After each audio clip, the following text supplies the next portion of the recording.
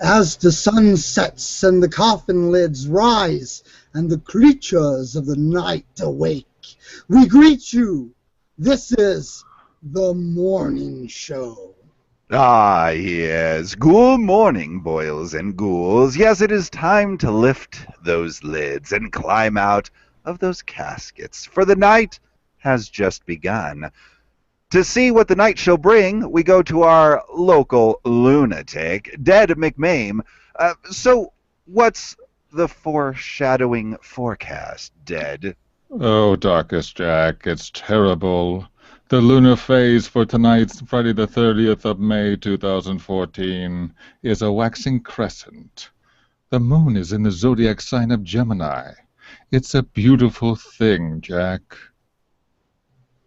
Well, that is absolutely terrific. It sounds like my kind of night. Absolutely. Dead cold. I always prefer a full moon. That way I can work on my lovely moon tan. Yes. That's true, but don't get a moon burn.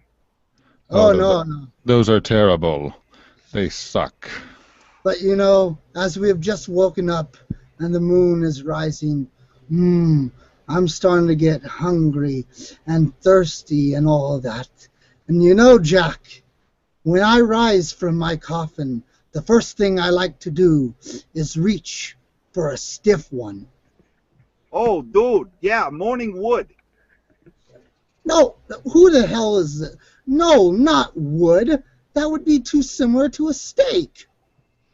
I know who that voice is. Hey, dude, come on. Some ghouls wake up to a good staking. Yeah, we like it sometimes, you know.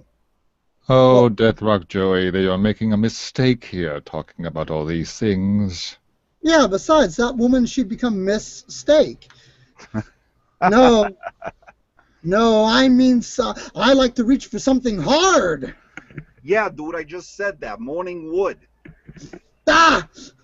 Joey, here, have a steak. Die! Stop it. Dude. I'll tell you what, Jack, the other thing about Joey is there was a big mistake having him on Dead's History. Did you read that episode or watch that episode? It was a horrid thing. I don't mean to take the stage, but I will, because I'm 2,000 years older than both of you, and I can talk about these things. I don't like to air my dirty laundry, but here we go. Hey, we're in the darn food section, man. Leave me alone. Well, now that I've done steak Joey, I long for some spirits to put me in good spirits, because he's certainly put me in bad ones. So I shall start off my evening with a brain hemorrhage. Yeah, dude, come on. That's what you gave me, you dick. Die! Oh, that's a picture, isn't it? Well, I personally loathe it. But Joey, just why don't you go play some video games for a while? I'll call you if I need you. Yeah, why don't you just go do that? We got a Nintendo over there for you. Well, so dude, all right, fine. No, fine. Dude, shut up. I'm talking, okay? I'm going over here. I'm gonna play my shit. I'm gonna leave you do your stupid morning show. And, yeah, dude, whatever. So late. I get a feeling he's going to be back. I don't trust him. Oh, I know he's going to be back. I loathe it. Well, let's try and move forward and hope that we can keep him at bay for a while. This is the Gothic Cuisine segment of our show, where I, Jacques Danier Kimplin, will share with you one of the many ghastly recipes from my ghoulish Gothic griddle. I'm getting hungry already. My tummy is a rumbling. Rumbling. Well, we'll just leave Joey over there. So what have you got for us, Jacques? I have a brain hemorrhage, or at least Joey now does. So, yes, this brain hemorrhage is a grotesque gelatinous spirit. That's right, it's not for the kiddos. To create this terrific concoction, you shall need 2 envelopes unflavored gelatin. That is made from bones.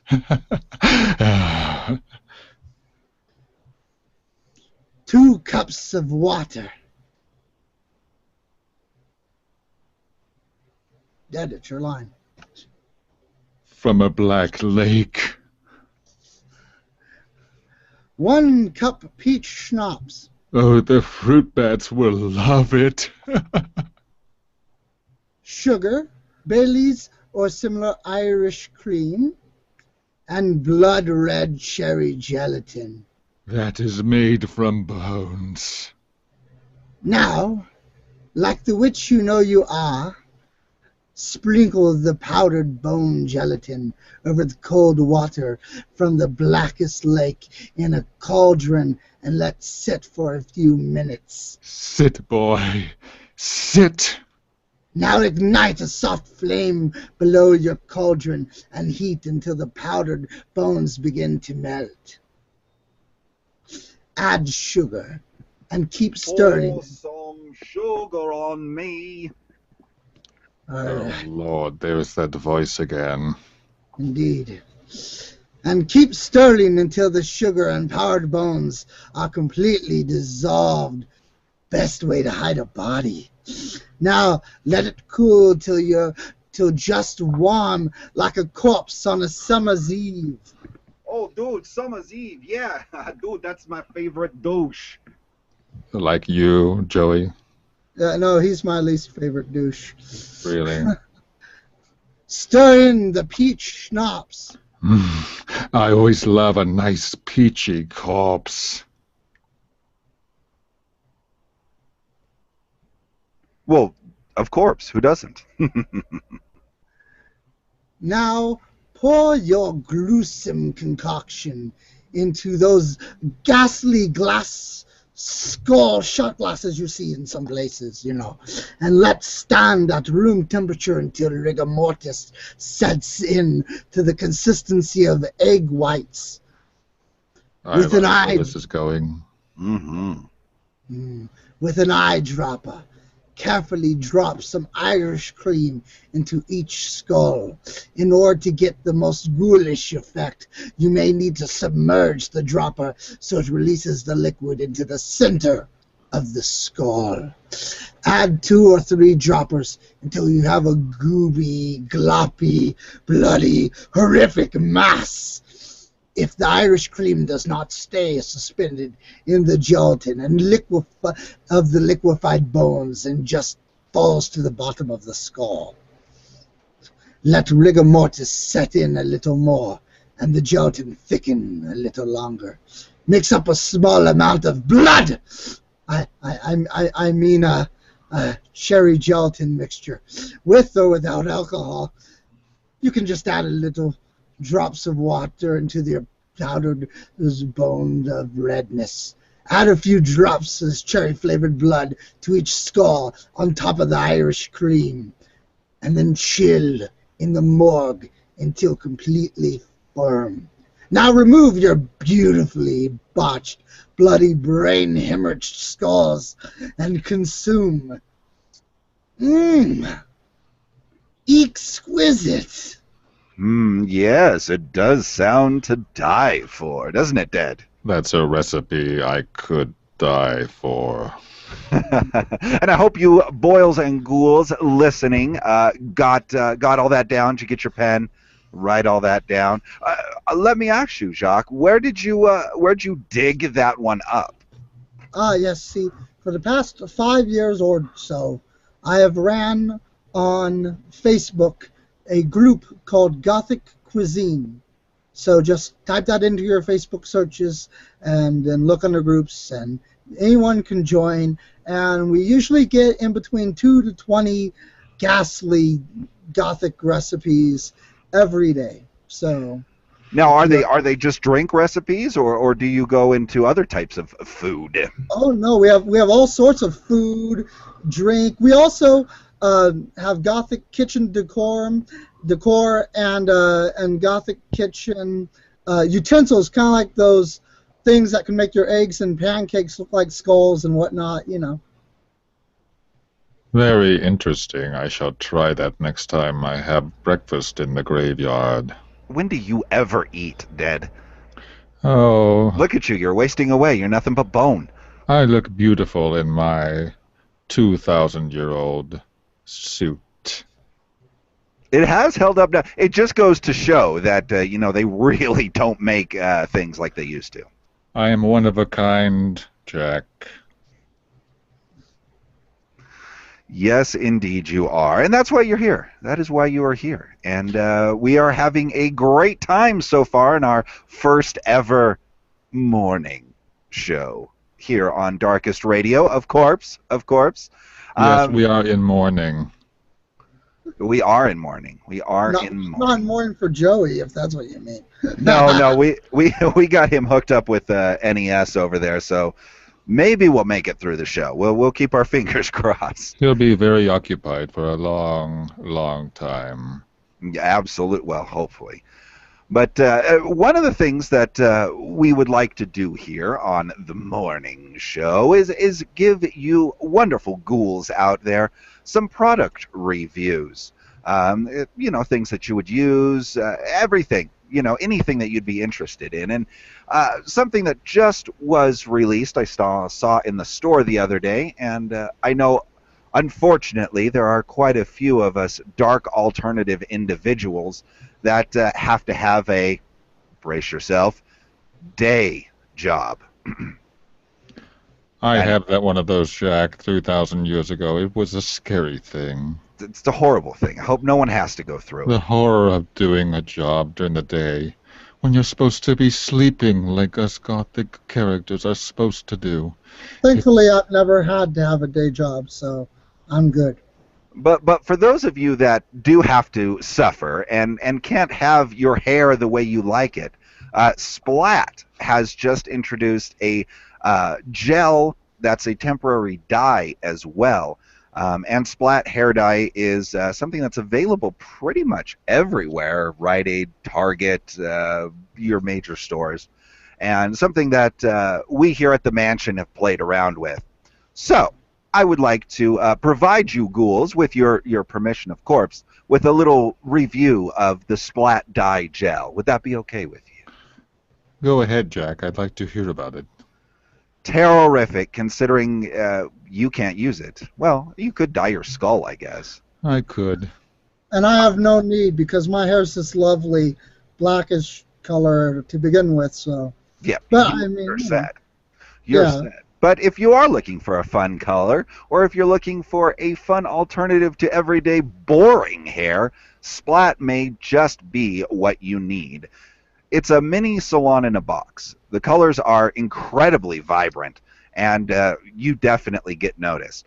Plus, if you are someone that hasn't ever colored your hair before, which can get tricky, Splat has everything there, and it does the trick with very satisfying results. There are several colors to choose from to make anyone look like a star. Whether you pick the washables for an exciting weekend or the gel just for the night, comes out instantly without sacrificing color, which is nice. But the dye itself lasts for several weeks, and they've got a wonderful assortment. I definitely recommend to try this out if you're curious about new shades that aren't the norm, and you don't want to spend too much on like a salon or something. Besides, who doesn't want to stand out in a crowd? Splat does all that and more. Darkest Jack highly recommends the use of this product. And I endorse it as well, because if I had hair, I would use it. And I guess for those who want, it's something for them. But hey, if you want blue hair while you go out to release the bats in Long Beach, now you've got an option. So I think it's a cool thing. I think it would come in very, very handy during those October months when you want to freak out that neighbor who scares you to death. Why would I want to do it October? If I'm going to freak out my neighbor, I'm going to do it every day. That's why I hang around with you ghouls, because no one else understands than another ghoul how fun it is just to scare the living bejesus out of people the whole year long. Hey, every day is Halloween. Yeah, Ministry did say that best. Yes, indeed. Yes, indeed. And as a matter of fact, I believe Dead made an announcement or something like that at some convention somewhere. I believe I did. I make a lot of announcements, and I did make that one.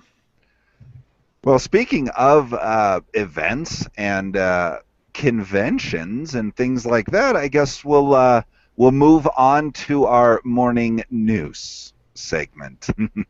Let's do that. So a couple. It is convention season, very busy season for a lot of us, especially in the horror world. There is a couple coming up very soon. Let's see. There is one in June, 20th through 22nd, so I'm sure we'll mention it again in the future, over in Mars, Pennsylvania, and I know we do have listeners over there, called Monster Bash, the Classic Monster Conference. Will be at the 4 Points Pittsburgh North in Mars, PA, once again, June 20th through the 22nd. Definitely a fun one. If you'd like to get more info, check out monsterbashnews.com. And also in June in Indiana, in Indianapolis, as a matter of fact, is Days of the Dead. Now, I don't know much about this convention. It's a new one to me. It'll be June 27th through the 29th. Looks to be a killer. Going to be in Indianapolis, I'm sorry. Corey Feldman is one of the stars to be there, as well as some others. For more info, just go to dayofthedead.net. This one is also coming to LA, I believe, in September. So there's some news for you about some upcoming conventions. Well, you know, I've never been to the Day of the Dead convention, but my favorite Day of the Dead is the one in early November. I celebrate every year. Big, beautiful. I throw lovely parties, and I cook absolutely delicious food for that. And I will give those recipes maybe sometime when we get closer in November. That would be terrific. I definitely loathe that time of year, too, because it is awesome to see the cuisine that comes out of Day of the Dead and the traditions and things like that. It's very, very interesting. You're ready for it already, Dead. I mean, look at you. I mean, everyone looks like you for Day of the Dead. Don't I look sexy? You do. You do, yeah. I also wanted to quickly point out, missed this, just pulled it up. Days of the Dead in Indiana will also have Bill Moseley, Doug Bradley, Dee Snider. So definitely, if you're in the area, I think it's worth a drive. Actually, Jack, I would listen to Twisted Sister many times in between Darkest Radio, so you know that's where I get my music from. That's where you got your makeup tips from, too, I see. Exactly. You know, when the casket's rocking, don't come knocking. Well, it's definitely where I got my makeup tips from. Look at my lovely blush and lipstick. I loathe it. I loathe it. And say, Jacques, you were telling me about something going on in Poland. Would you like to tell us about that, or would you like me to do the honors? Or dishonors, I should say. I think the dishonors should be all yours. Oh dear indeed. I suppose I could do that. What do you think, Dad?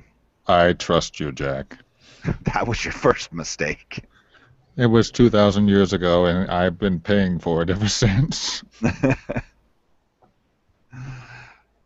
Well, and of course you're new, so Jacques, you'll get yours, I'm sure. Most someday. Definitely.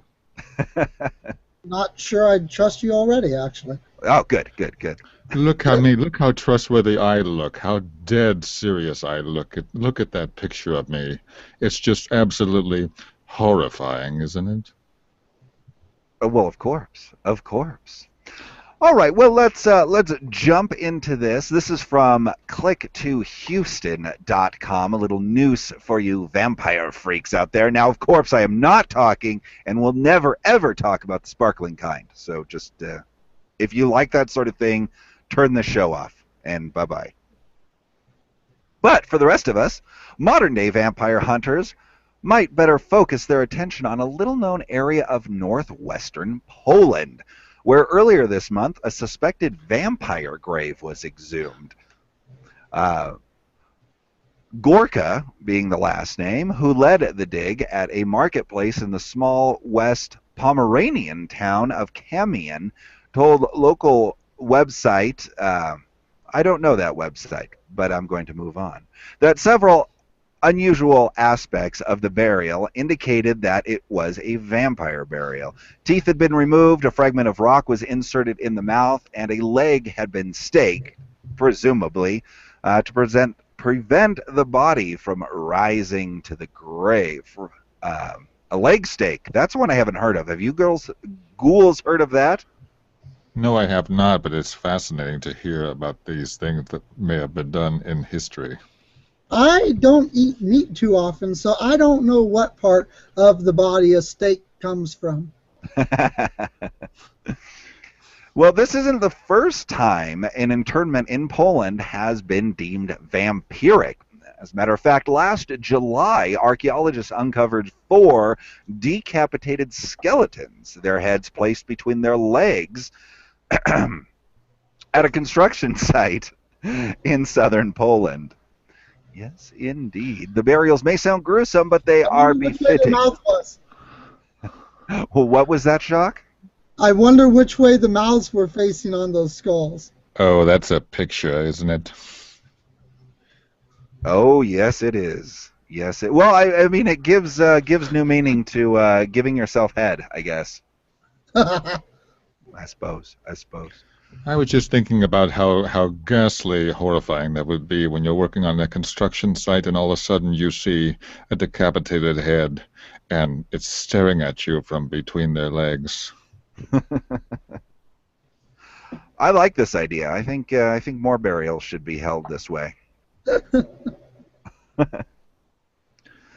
But it's definitely interesting. The article goes on to speak of the history of vampires in Poland, which, of course, has always been a huge fear and a very strong belief and fear of vampires. And it's really interesting to see that this sort of practice still goes on, though obviously not to the degree that it used to in the past.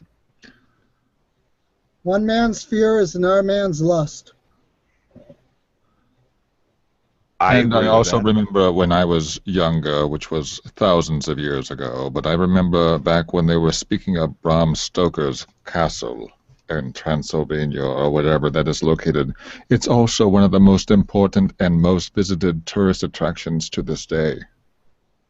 Yes, and apparently it's supposedly for sale, although the fact is that the castle it's for sale, Bram Castle, the real Dracula, never lived there. He just never did. The real Dracula, he preferred to stay at Panari Castle. Panari Castle is a fort that's very, very hard to reach, and very few people go there. But there's this tourist attraction, Bram Castle, which pretty much all the tourists go to. Dracula, the real one, there's only a record that he stayed there for one night. So right now it's in news, everyone's all oh, Dracula's Castle's for sale. Dracula's Castle. I'm like, that's not Dracula's Castle. It's funny how history is being a big history buff myself. I think we all are because we've lived most of it. It's really interesting how everyone's perception of history is formed around these ideas that may or may not be true, like the castle. And also, of course, it means big tourism business for the chambers of commerce around the area. So, you know, I agree with you, Jack. But, you know, speaking of castles, how could we forget one of the most famous one, Disney's castle? And you know what I hear? I hear that opening up tonight is the new film, Maleficent. And a film I am dying to see. Maleficent has long been one of my favorite villains, if not my all-time favorite Disney villain. And at first I was unsure, but the more I kept hearing about this, the more I'm excited to see. I really hope it doesn't suck. And every time I see the previews myself, as I position my casket in those movie theaters as I watch it, I really look forward to Angelina Jolie's portrayal of the awesome Maleficent. Yeah, and ever since I was a child, many full moons ago, I loved Maleficent. I loved Sleeping Beauty. I loved the art of Ivan Earl. He's the guy who did the backgrounds for it. He's dead now, but it was just absolutely beautiful. The Gothic style, traditional Gothic painting style art that Ivan Earl did for that film. And Maleficent, she was just very beautiful. I was always attracted to her as a small baby bat myself. Of course. Yeah, it's just that beautiful pale skin and those horns and all that stuff. And another thing that's interesting is whenever I got older, I became very attracted to Angelina Jolie. She had this dark period for the early 2000s where she herself was looking, very gothic as well, very, Morticia Addams kind of a look about her for a while there. And Angelina Jolie was always very beautiful. And so I'm thrilled that she's playing Maleficent because to me that was just perfect. She has the cheekbones, she has the skin, she's absolutely beautiful. And I don't go to the movie theaters that often, but I'm tempted, so tempted to go out and see this film right now. My most favorite part is, of course, when the Sleeping Beauty walks in the forest and then you hear Angelina Jolie's alluring voice going, hello, and then she's in the little bunch of trees right there, and then and then the little girl says to her, come out and see me. She goes, you'll be afraid. Be very afraid. I just love that feeling in that movie theater of just suspense, and I hope that movie delivers. Yeah, and to me, even her voice is it's so that character. I mean, her voice is not necessarily the same as the original actresses, but it's a good voice for the character. I definitely agree, and of course, Disneyland fans or Southern California bats know, or should know anyway, that the original Maleficent's voice is the same as Madame Leota in the Haunted Mansion. I loathe that voice. Many times I have ridden that ride, and you can just word for word recite what that headless woman says. Absolutely. And of course, I'm not sure how much of it is PR and how much of it is truth, but I do find it interesting that apparently Angelina Jolie was so frightening on set in costume and makeup that none of the kids that they were trying to cast would go around her. They all ran from her. They were all scared of her. And they never wanted the daughter to be in entertainment. They weren't pushing her in that way, but she was the only one they could get that would look at her lovingly because they couldn't find anyone else. Apparently she's that scary. So. And I also noticed that they have the battle scenes with computer-generated effects that I think are really, really interesting with what they will be doing. It'll be interesting to see. Of course, if any of you listeners out there have seen the film, since it did come out today, if anybody has seen it, we'd loathe to hear your opinions over on our Darkest Radio Facebook page, facebook.com/darkestradio. Yes. So, Maleficent, a definite C, and one of us needs to do a review in the future. Yeah, and and speaking of Disneyland, wasn't there like 2 weekends ago or something about Disneyland and us, the darker people? I believe they call it Bats Day in the Fun Park. Oh yes, Bats Day. So did you go, Jack? Well, see, traveling from Shadowbrook to the mortal world is quite a feat. And unfortunately, we weren't able to, Dr. Z couldn't make the right levers switch to get us to Bats Day. So we missed this one, unfortunately. Never fear, Jack. Being your loyal sidekick 2,000 years old, I went into the mortal world, and I appeared at Bats Day, but no one else knew. I was there, and the mortals came around me, and they noticed how cool I was. But that's a different story. Actually, we're going on Bats Day. It was one of the most crowded days at Disneyland, and the bats overtook the mouse.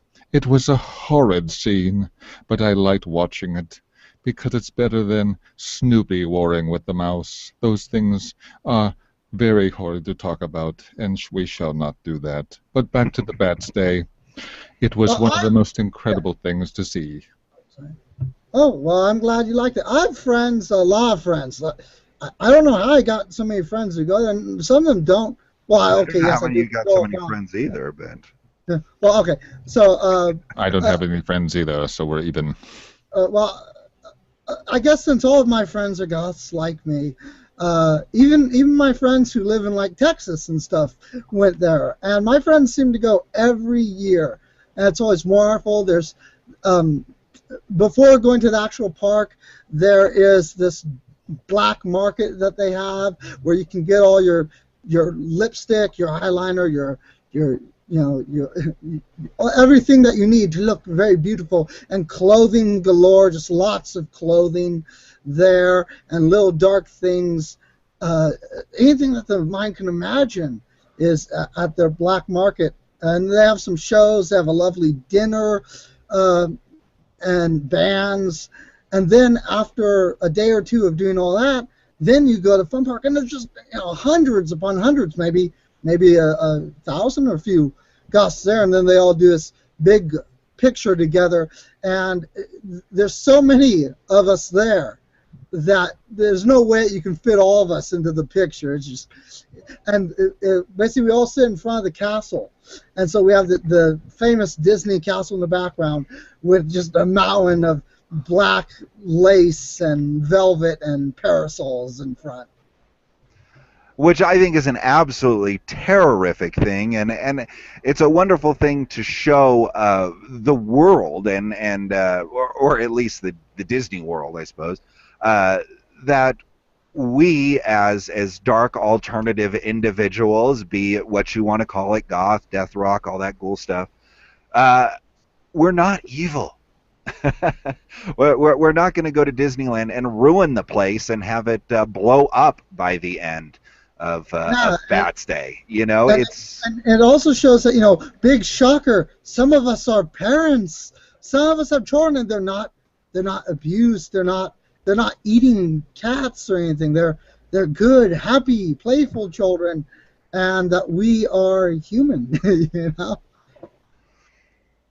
And I think Bats Day has done a lot for showing the world and the norms, I'll call them, that we're not something to be so afraid of. Though I do have to say, popular culture is getting darker.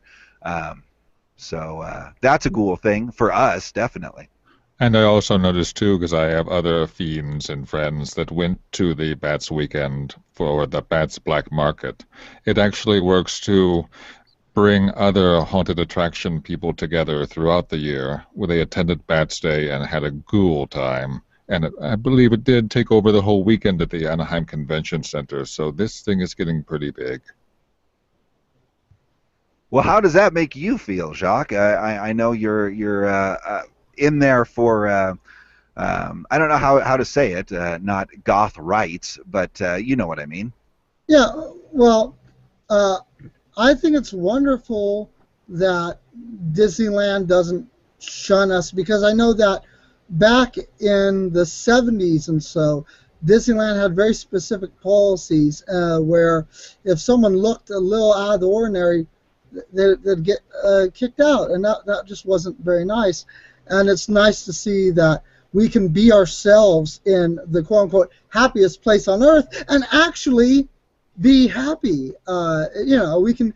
We don't have to be kicked out. It can be fun, and we can, as a group of people, just come out and have fun like anyone else and enjoy life, because that's what all of this is about. It's just having fun and enjoying life as the beautiful person that you are. Exactly. And I also wanted to say, Jack, as I got to co-host with Darkest Jack, the burnt offerings event for Roz Williams, I saw firsthand as I morphed into the mortal world the caring and the loving group that this movement is. It just overwhelmed me. It really made me think about how much people care for each other, and the whole reason for doing the event was the effect of one man and how it affected everybody else. The Goth movement is really, really very family oriented. Absolutely, and that was an incredible night, a very emotional night too. But it was a great night, and I'm glad you could be there, Dead. That was quite a way of getting you out of your casket. Definitely, and you know that I'm very tall, and it takes a while to get out of my casket. Very true. Actually, now my casket is now, it was a stick shift earlier, but now it's an automatic, so it doesn't take much longer, but next time I'm going to put a BMW engine in it and soup it up. There you go.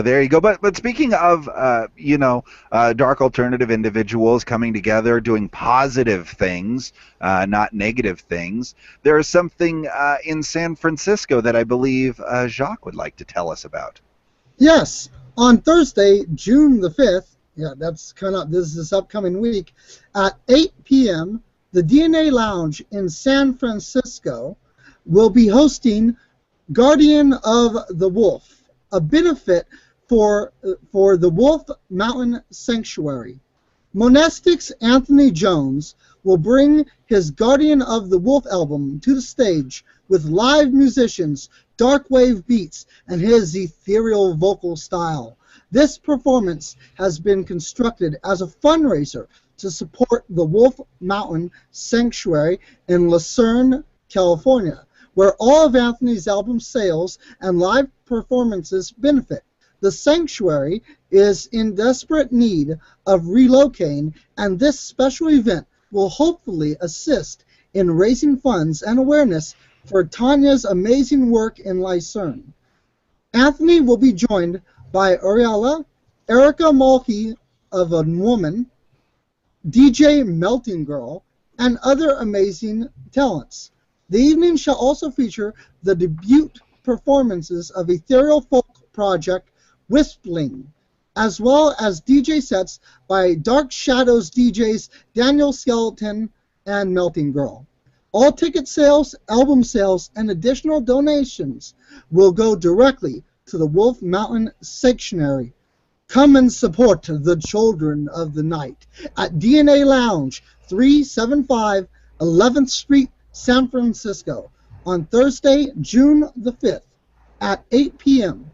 The show will start at 9. It's an all-ages show. Tickets, $10 in advance, $15 day of the show, and for $50, you can get a VIP seat for 2. You can buy the tickets at dnalounge.com. That sounds like an event to die for. Indeed, Dead, indeed. And thank you very much, Jacques, for telling us about that. It's not only is it a great night of wonderful music and talent and art, but it's also going to help nature and one of our wonderful. I mean, if you've ever seen wolves in the wild, it's just a magical thing. It's incredible, and they're to help them. Majestic. They're wonderful animals. Indeed. So, go for that $50 table for 2, listeners. Do it. It supports the wolves, and you get to see a great show. DNALounge.com. Do it. I know you want to. And and it's as you mentioned, I love to see us coming together and showing the world how beautiful our culture is. And the world, some people in this world, they don't like wolves, even though they're basically dogs. At a local zoo that around here, they have our local zoo here only has animals that were injured and that needed to be taken out of the wild because they could no longer live in the wild. And we have some wolves at our local zoo, and they're absolutely beautiful. They're like dogs. They are dogs. They're genetically identical, two dogs. And it's so funny that so many people love dogs, just absolutely love them, and yet some people shoot wolves and just like to hunt them. And that's just, it's so sad, because wolves are a beautiful creature, and and wolves, their numbers due to human destroying habitats is getting so small. And it's creatures like that and bats who are suffering this terrible illness, this white nose disease that's harming them as well. And a lot of norms sadly don't seem to care that these beautiful, unique creatures are dying. And that's the point where, if the rest of humanity is kind of failing these absolute gifts of nature, we as a culture who loves them, we need to come in and support them and find some way to help, wolves who some of these wolves are wolves that have been, because being a wolf sanctuary, some of these wolves maybe are wolves that have been injured by trapper traps, and stuff like that. And we just need to come together and support them and preserve these beautiful creatures that our culture loves, and show the world that we care about this earth and about the inhabitants of it. And I think that is just beautiful. I couldn't agree more, and very well said. Absolutely. Just a very, very cool thing. And I hope to see more events like this in the future. So any of you promoters or club people out there, if you're planning an event like this, let us know so we can help spread the word, because this is something we definitely support. And I think it's important to do that, because then you know that even though you're enjoying your music and the wonderful things that come out of that, you're benefiting society, benefiting the society as a whole, helping the animals that really do need our help. Agreed. And besides, the wolves just rock. They do. And speaking of causes, I just want to throw this in since it seems to fit. It's not an event or anything, but those of you who listen to Darkest Radio and watch the Darkest Hours on Creepy Castle know that unfortunately we just lost a very talented horror host individual, Magoo, better known as Guru from Penny Dreadful's Shilling Shockers. He lost his battle to cancer, and it's a very sad thing. However, as Ded mentioned earlier about the family and everybody pulling together, the whole horror host community has really pulled together and has raised a lot of money to help Penny with future medical costs and all that. And I just wanted to bring it up to let all our listeners know you can still donate. If you've got anything that'll help, even 50 cents. You can still donate to this great cause. If you go to gofundme.com/5WDOY8, 5WDOY8 on GoFundMe, or you can do a Google search. There is still a donate there. So I just wanted to throw that out there since we're talking about donating to good causes. There you go.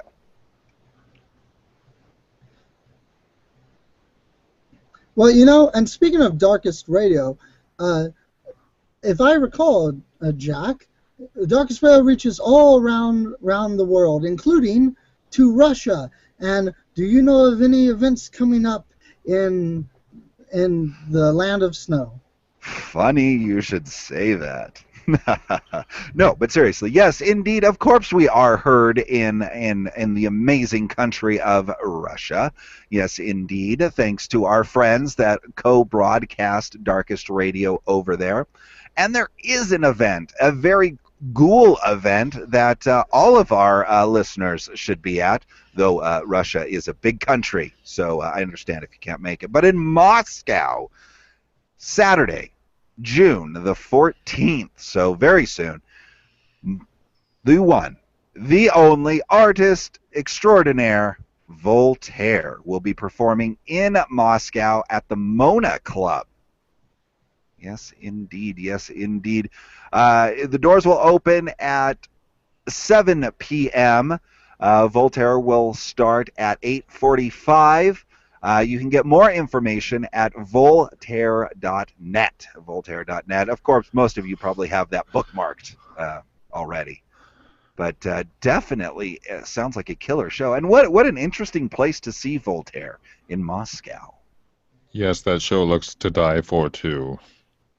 Yeah, but I see that the price is 1,300 rubles. I don't know how much that is, but or RUR, whatever that is. I think that's rubles. I don't know, but I sure hope that that's a small, not too small, big enough to get Voltaire what he deserves. But I hope that that it's enough for Voltaire, but I hope that it's affordable and that those who want to go can go. Because I've been to several Voltaire shows, and he always puts on a very amazing and funny performance. And so I hope everyone who is in the Russian Federation can get to see him and experience him.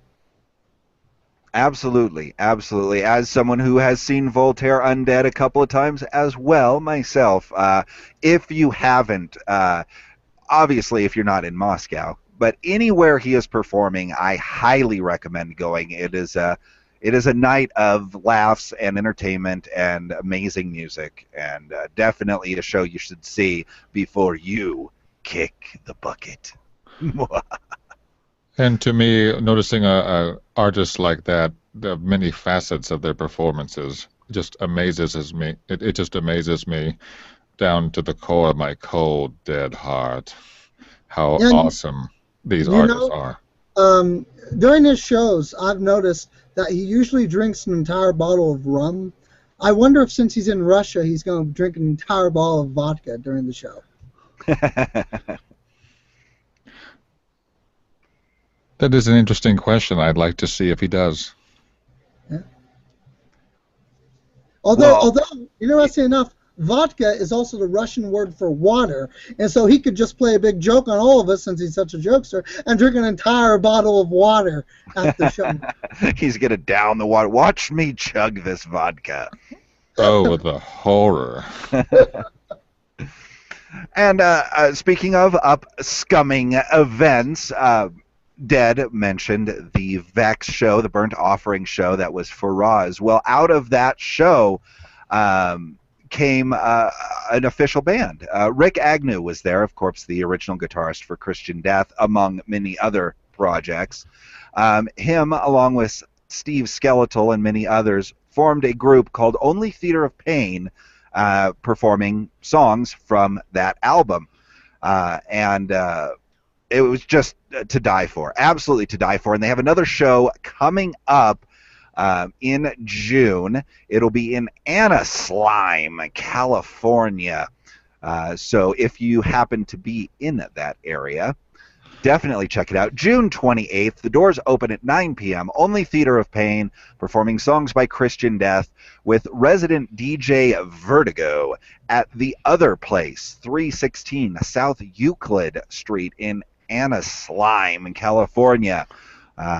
Definitely check it out. If you haven't become a fan of Only Theater of Pain, check them out on Facebook, facebook.com/onlytheaterofpain1334. It's going to be a great show. As Dead and I can both attest, they put on one hell of a show. So, yes, indeed. It was an awesome thing to watch. And you just saw the legendary musician, I guess I have to cough up that word, musicians, and just you could feel the love and the mutual appreciation of what the movement was back then with Roz Williams to now, and it's just an amazing thing to see. And if I can get out of my coffin, I will go to that show. Likewise here. I think we will try and schedule a trip from Shadowbrook to the mortal world for that one. Yes, indeed. Yes, indeed. But I think that's all I've got on the chopping block for upscumming events. Does anybody have anything else? Anybody? No, it's about all dead for now, but I'm sure by next week we'll get some more morning news. I do want to mention, too, that our friends Peeling Gray is beginning. Jack, isn't that true that they're doing a small tour in Germany soon? It's not a small tour, it's a huge tour, and I think Jacques will be delighting us with the WGT info in a little bit. Very good. Indeed. Well, so let's music, as we do here at Darkest Radio, a lot, of course, of course. We've got a couple new, one new album that just came out today, and a classic album that we'd like to talk about this evening. So let's go ahead and start with the classic album, and I believe you have that all sorted out over there. yes, an album that came out about 15 years ago or so, give or take, that I absolutely love. I still highly rate it as one of my top albums, is the self-taught album by the band Audra. They're a Arizona band. I live in Arizona, and so they're a local band for me. And I've had the pleasure of knowing the members of the band Audra for about 15 years or so, ever since around the time this album came out. And they're just really great guys, and this album it's just breathtaking. Whenever I first heard it, when it first came out, I was but a little baby bat, somewhere around 17 or 18 years old.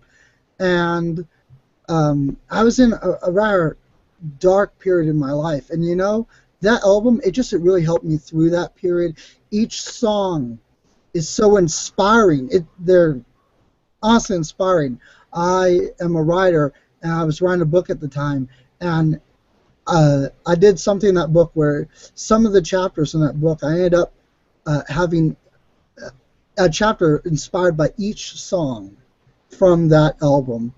And it's just an absolutely dark, scary, disturbing, but also very fun album. And in fact, they have a song about Roz on that album. In Hollywood Tonight is about Roz Williams.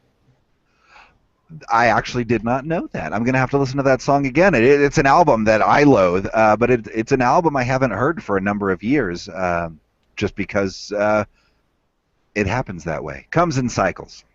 Well, and you know what? You'll have a chance to listen to it, because right after these reviews, we can play a little music, and we can play In Hollywood Tonight by Audra. Sounds terrific. Are you okay with that, Dad? I want to make sure. I don't want I loathe all the things you're saying, Jax. Both Jacks. I think it'll be fun to talk, because you'll never know which Jack I'm talking to. That's true. Only us here in the ether will know. Yes, Definitely. indeed. But I do think it is a wonderful thing.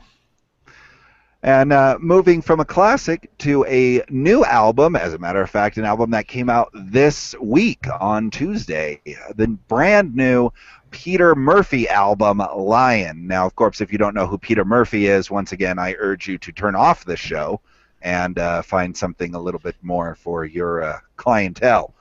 Yes, indeed. I have only listened through it all the way through once, so this is not going to be a definitive review by any means. However, I do want to talk about it a little bit, because as far as I'm concerned, this is the hardest music I've heard from Peter Murphy yet. Very industrial, right from the first track, Hang Up. Just the beat, I was shocked, actually. I was really I expected a little bit more melodious, a little bit more orchestrated type of stuff, but yeah, definitely edgier, harder, distorted vocals, along with, of course, Peter Murphy's soaring, wonderful voice mixed in. Again, I haven't really gotten into it, haven't gotten into the lyrics yet, but from what I gathered, there's some really incredible stories being told through these songs. Definitely highly recommended. The last Peter Murphy album was good. It was decent. I liked it, but I wouldn't have put it in probably my top 5 things from Mr. Murphy. This one, however, at the moment is way up there. It's super dark.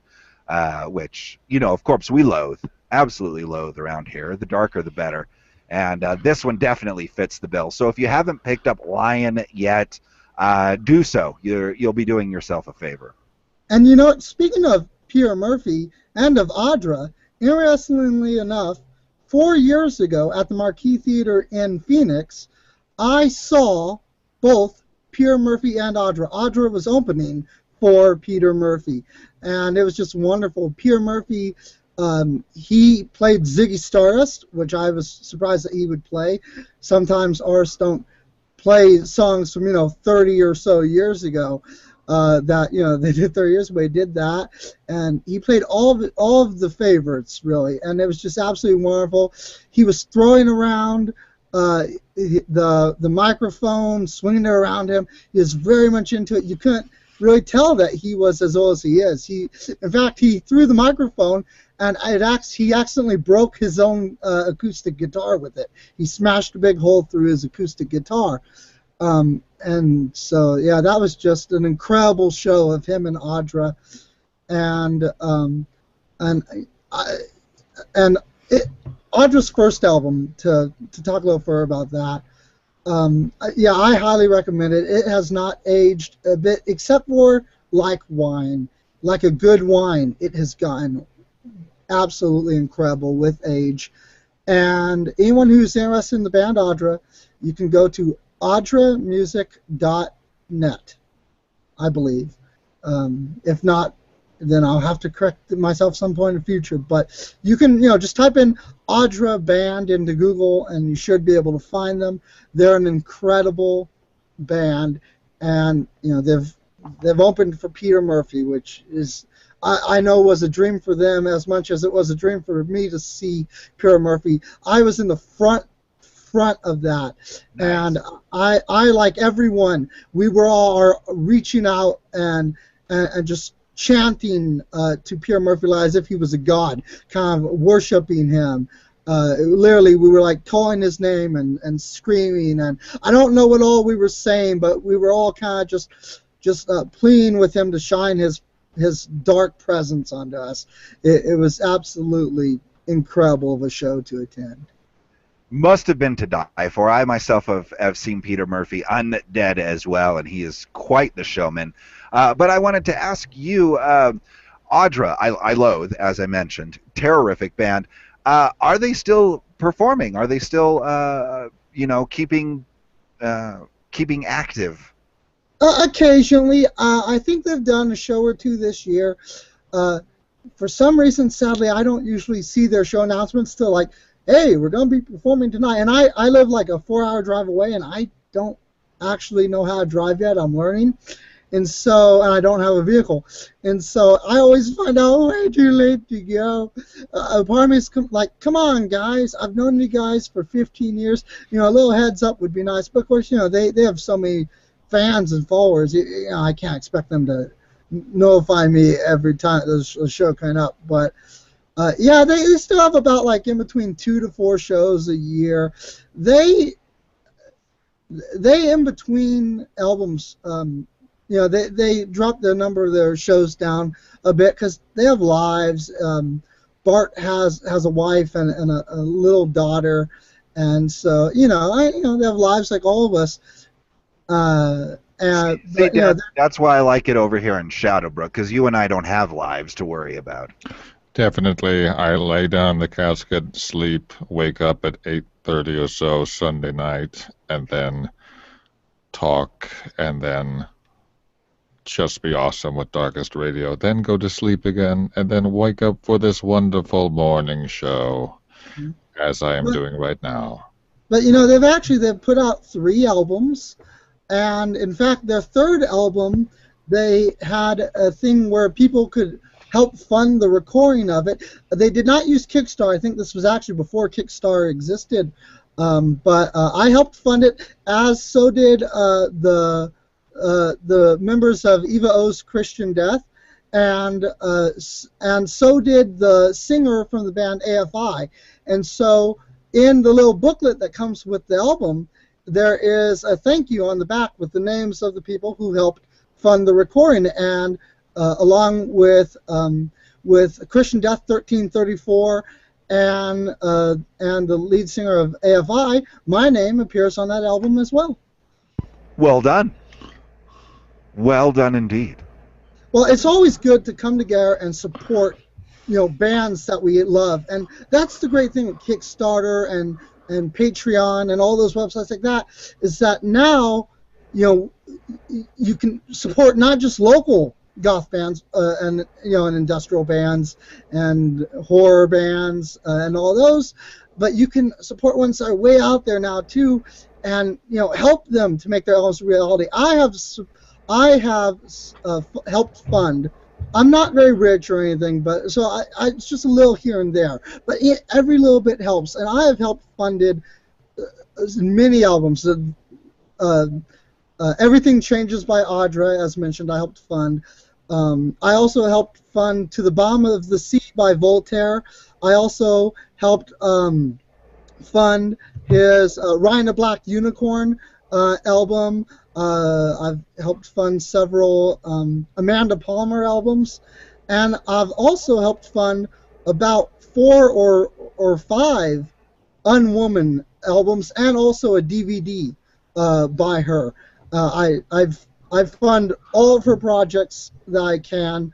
So far, I've funded pretty much every project that she's put on Kickstarter. So I'm a big supporter of people helping support the bands that we love, and it's just absolutely wonderful to be there for them, just as their music is there for us. I totally agree, because it's very important you keep the artist and the audience connection that way, and it really makes a difference when you realize that you have either small or large part helped in furthering the mission of whatever artist you support. Absolutely, and that's one of the mission statements here at Darkest Radio, and one of the reasons Darkest Radio was started, because there is so much amazing talent out there, and unfortunately, it doesn't get the recognition that it deserves. And here at Darkest Radio, we support, as Jacques just said, all the artists, and we hope to provide a platform to help get that music out to you creeps who loathe it and want it. And Jack, also I wanted to mention, through my little small contribution, we've had bands such as One Wing Angel and One Last Caress. We've been able to give them a platform, and they have really, really taken off. And I hope there's other bands out there that we can do the same for. Absolutely, definitely agree with that. Of course, last night, one of the bands that's been featured many times on the Darkest Hours and Darkest Radio, Mankind is Obsolete. After 4 years, I think, it's their first new album, Mobius Loop, just came out yesterday. I have not heard it yet, but since we're talking about support them. Mankind is Obsolete. Get Mobius Loop now. Yeah, and moving on from audio to video, a lot of us are fans of horror. The listeners of the show, some are horror fans, some of them are goths, some are industrial, some are steampunks, and all those people, Sean, we absolutely love horror. I know that I love horror, and a show that premiered last month on Showtime, which is within the horror genre that we all love, is Penny Dreadful.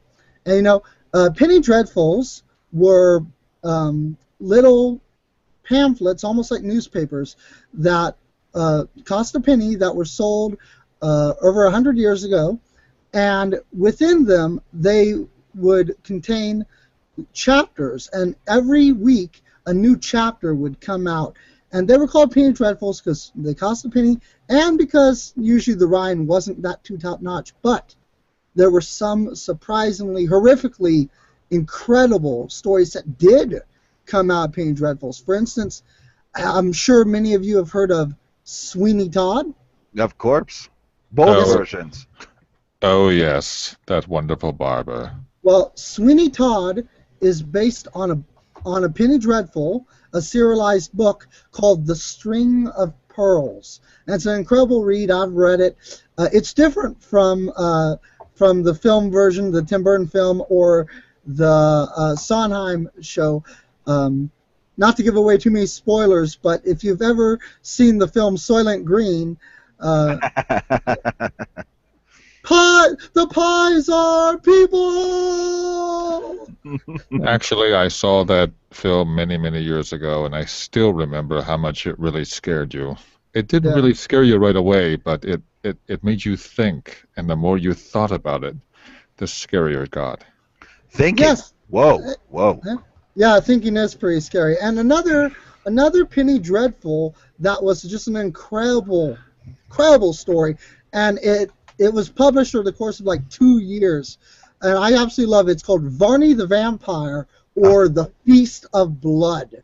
Have any of you guys read that? I have. Have you, Dad? I have not, but the title itself just wants me to draw in to hear the story or to hear your thoughts on it. Yes, what are your thoughts on the story of Varney the Vampire, Jack? Well, what can be said? I mean, that's one of the absolute classic vampire tales. Just about everything that we come to think of when we think of vampires, again, excluding that other kind, basically came from this story. A lot of the details, a lot of the stuff that was in Bram Stoker's as well, was influenced by the sadly named Varney the Vampire. Yeah. Well, it sounds much more better when you say his full name, Sir Francis Varney.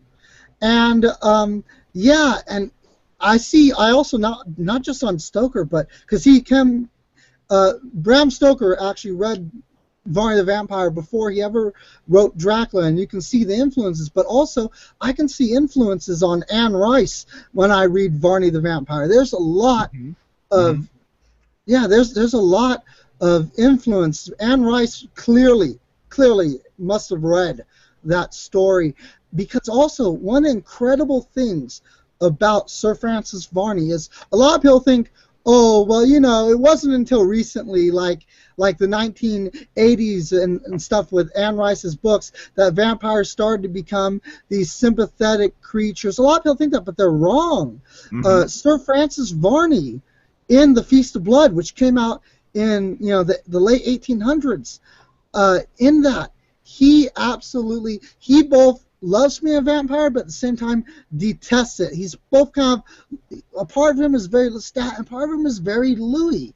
He is so detested by it. He hates this thing that he has become. He wants to live like a normal person and love like a normal person, and yet everyone who he gets close to and everyone who is important to him either dies of old age, or he, from his bloodlust, accidentally kills them.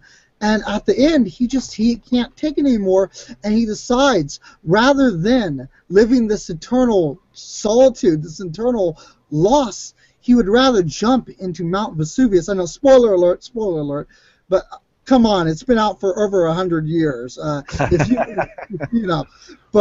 he jumps into Mount Vesuvius and perishes in the fire. And if you read Anne Rice's stories, she says the vampires who can't take it, who it just becomes eternal torment for them, they leap into the fire.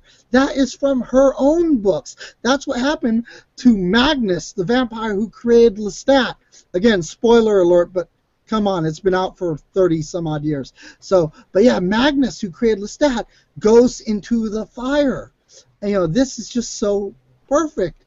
And another thing that I noticed in reading the first chapter of The Feast of Blood is that they gave this description of vampires that I wish Twilight would have given, because they do compare his skin to stone, but instead of comparing it to a diamond like in Twilight, instead they compare Sir Francis Varney's flesh to white marble with his veins looking like the little blue and green veins that you see in marble.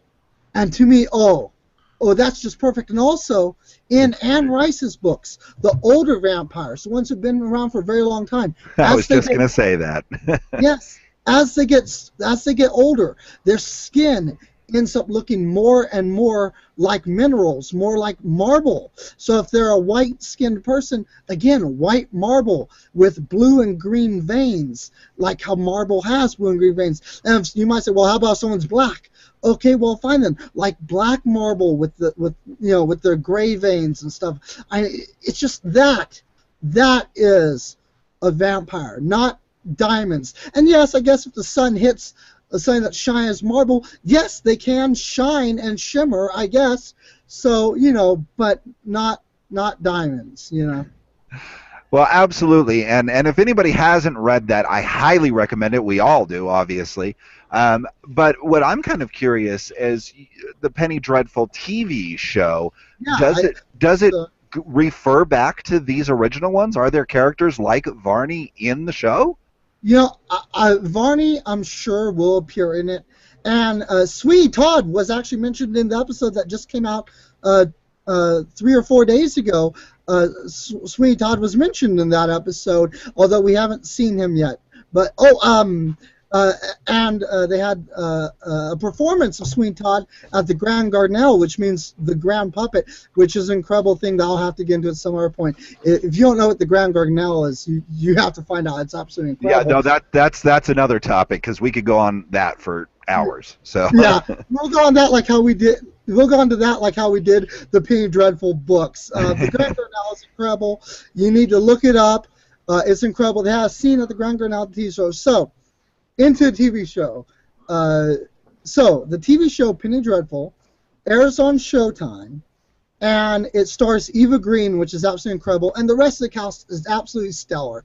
And basically, it does all of the best things that someone could expect from the books, in that it takes all of the classic horror monsters that you can think of, and it retells their stories brilliantly, I might add. And even though it changes some stuff because it's meshing their world into a beautiful monster mash, it's meshing them so beautifully and so well. I have seen other movies and TV shows that tried to mesh monster worlds into one world, and usually they are absolute failures. A film that I saw years ago that was an absolute failure was the film Van Helsing. That for me. Some people must like it, but that's the only time I've ever walked out of the theater was whenever I saw Van Helsing. It tried to take Dracula and Frankenstein and the Wolfman and mix them together, and it was just an absolute failure and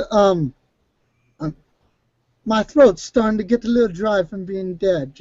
I'll take a moment to drink, but if any of you guys have some bad stuff to say about Van Helsing, include it right now. I can tell you I know how that feels to be dead. But I do know, when I was thinking about what you were saying with Van Helsing and all those things, and how they tried to put the two together, and I went in my mortal world once to Universal Studios Hollywood, and inside their horror attraction, did you know that some of those props in there are from Van Helsing? And then also some of the laboratory equipment there is, I believe, some of the originals that they have used for the Frankenstein set. So I felt that was interesting, that they would mesh at least that part together. Even though the movie itself did not work, you should have seen what they did with the sets. I have seen what they have done with the sets, and it's absolutely terrific. And have you ever walked out of a movie dead? No, but I did once, and it was a bit scary because it was my own movie. The only movie that I've walked out of just for fun, which happens to have vampires in it, was Dracula 2000. So anybody who's seen that, I'm sorry, and for those of you who haven't seen it, don't. Or turn it off before the last half hour. Yeah, the Dracula 2000 was not good. I've seen worse. Van Helsing was worse for me personally. And then another film that tried to mesh all those characters together was The League of Extraordinary Gentlemen, which is based on Alan Moore comic book, a graphic novel. Which is amazing. Yeah, the graphic novel is absolutely amazing. However, if you've seen the film League of Extraordinary Gentlemen, most people agree that film, again, it did not mesh well at all. It was not a very good adaptation of the book. Then if I could ask you, Jack, also, you were mentioning how films don't mesh. In your own opinion, what would make a good film? What would make a good film? Oh, What elements you as a moviegoer would just love when you see that screen come on and everything meshes together? I love it when I go into a movie and I realize that I don't have to look at my watch every 5 seconds, even if I don't own a watch because I'm 2,000 years old. But if I did own a watch, I wouldn't be looking at it because I would be so much into the story, and then you'd be sad when the movie ends. Yeah. Well, for me, I'm a sucker for romance. A lot of goths, we're romantic goths. We love it. And I'm also a sucker for tragedy. I love romantic tragedies. If we can get a film that's dark and scary and psychological and has this beautiful romance in it, but then something happens and it seems like they're never going to get together and nothing's going to work. But then at the very end, they're about to get together and all looks like it's going great. It's so beautiful. And then boom, everyone dies. I love those films. I love the film that gets up my hope at the end. I'm so thrilled. My hope is up. And then it just crushes me. I love that. It's just absolutely killer for me. Well, for me also, during my mortal appearances at Universal, I would study the work of Alfred Hitchcock. And to me, movies like Rear Window and Psycho, and I watched Psycho from my casket once, and I noticed that the thing to me about Psycho is that it gnaws at you. You realize that Janet Leigh going up that long road is going into her death. Then you realize that Anthony Perkins has a very, very strange affinity for his mother. And it just has a weird feel to it. And then you get to that iconic shower scene. And then I also think about a very, very famous comment that Alfred Hitchcock once made in response to someone who wrote a letter in saying that they had a problem taking showers after that movie came out. Do you think about what Alfred Hitchcock's response would be to a question of a mother saying, "My daughter does not want to take a shower"? What do you think he responded? What? Please consider dry cleaning. Well, but anyway, we're again going off and losing focus. We went off on books, and now we went off on a monster film. So let's focus back in on the TV show at hand here. So Penny Dreadful on Showtime absolutely succeeded where I feel that Van Helsing and the League of Extraordinary Gentlemen films failed. It succeeded where the Ellen Moore League of Extraordinary Gentlemen worked. And it just meshes them together so well. It has Mina Murray. It has Dr. Frankenstein. It has Frankenstein's monster. It has Dracula in it. And it has all these incredible, legendary horror characters, and it goes together so well. Yes, it is a film about monster hunters coming together to hunt monsters, but the monster hunters in this, they are related to these monsters. So it's not just some heroic hero coming out with a crossbow and shooting Dracula, like what was in Van Helsing. It's not that. In this, the vampire hunters is Sir Malcolm Murray. He is searching for his daughter Mina, who is engaged to Jonathan Harker, but then falls in with another man, Dracula, and Dracula takes his daughter and kidnaps her. And so Sir Malcolm, to retrieve his daughter Mina, teams up with Vanessa Ives, who communicates with spirits and gets possessed by demonic spirits that contort her body and make her speak in the voice of these spirits. And Vanessa Ives is played by Eva Green, and she does an absolutely incredible job on that. And then they require after killing a vampire, not Dracula, but one of his minions, they wish to have it dissected. And so they hire Victor Frankenstein. And Victor Frankenstein, while working for them, he also works and puts together a beautiful being named Proteus. And Proteus is a nice, well-mannered, friendly creature. However, he's not Frankenstein's first. Frankenstein made another creature who, being scared of, he abandoned and never even named. And this creature wants revenge on the father who abandoned him. And he wants companion. He wants love. He wants a mate. And it's just a beautiful retelling of this.